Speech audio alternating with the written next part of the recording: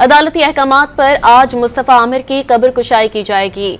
Police surgeon Karachi AVCC हुकाम कब्र कुशाई के मौके पर मौजूद होंगे। मजीद जानते हैं डॉन न्यूज के नुमाइंदे मोहम्मद बिलाल खान से। जी बिलाल, कब्र कुशाई किसकी निगरानी में की जाएगी?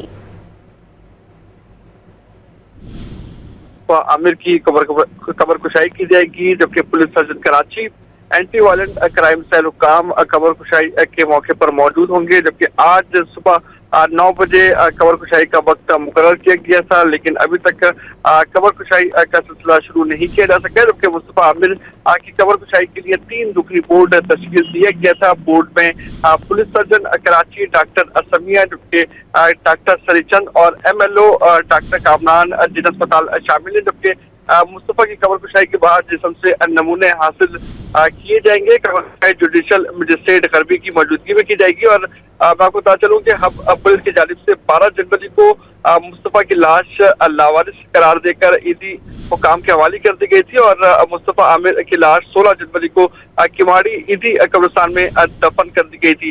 इस हवाले से जो है 6 जनवरी को मुस्तफा लापता हुआ था, जिसके बाद डिफेंस में उसके दोस्त अरमा खान की जानिब से तशद्दुद का निशाना बनाया गया था और उसको जो है वो हब के इलाके में ले जाके कत्ल कर दिया गया था, गाड़ी समेत चला दिया गया था। पुलिस की जानिब से तहकीकात का अमल जारी है। दोनों मुल्जिमान को गिरफ्तार कर लिया गया है, जो कि अभी रिमांड में पुलिस के हवाले हैं। और पुलिस की जानिब से कहा गया है कि नमूने हासिल किए जाएंगे। कब्र कुशाई के बाद जो रिपोर्ट आएगी उसके बाद मजीद तफ्तीश की जाएंगी।